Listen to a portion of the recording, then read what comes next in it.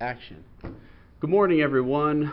My name is Kevin McCarthy with IBTX, and I am coming to you today to talk to you for the first time about some really cool stuff that we're doing here, and really what I'm going to be doing from a video blog standpoint going forward. I'm going to be doing a weekly video blog talking about insurance topics and things that I think that you guys should all know about. So again, my name is Kevin McCarthy. I'm with IBTX, and I am a risk advisor. I help my clients manage their risk better and run their business better, from anything from P&C insurance to bonding to safety loss control. Anything that you need, we can do it. So that's really the intro of who I am, and what the goal of this is how can we help you guys out and share some great information with you. So I'm going to kick it off with the first installment, and what I want to talk about is auto insurance rates. I'm sure a lot of people have seen that their auto insurance rates have been going up in recent years or months whenever your renewal comes up. It's been a very highly unprofitable line of business for insurance carriers, and we're seeing rates go up across the board. So I wanted to talk a little bit about what's driving that, because a lot of people don't understand why their rates are going up when they've actually had really good loss experience, and it can be quite frustrating.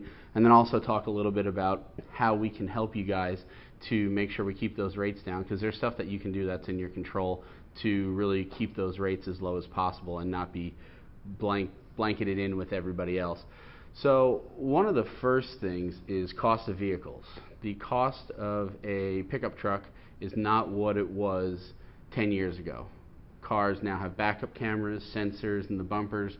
So what used to be a metal bumper that when you got in a rear end accident was a $500 claim is now a $10,000 claim, because all the sensors and everything has to be replaced. So there's always the cost of vehicles and general inflation.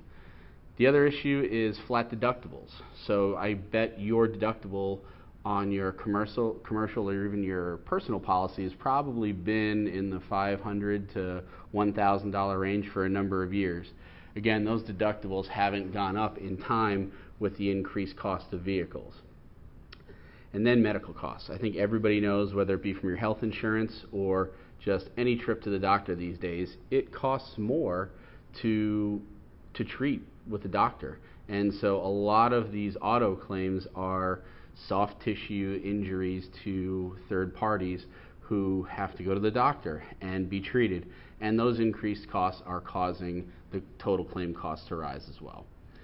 Another thing is we have a really strong economy. The economy is doing great, and that's a wonderful thing. But one of the downsides is that people are spending more time on the road. You have more vehicles on the road, more time on the road, more exposure, more chance for a accident to occur and a claim. So with the better economy, you're going to have more people on the road and more incidents. And lastly, and probably most important, is the use of cell phones. Everybody is texting and driving or doing something that's taking their attention away from the road and what they should be. It's really, really challenging with the cell phones. It's a problem across the board.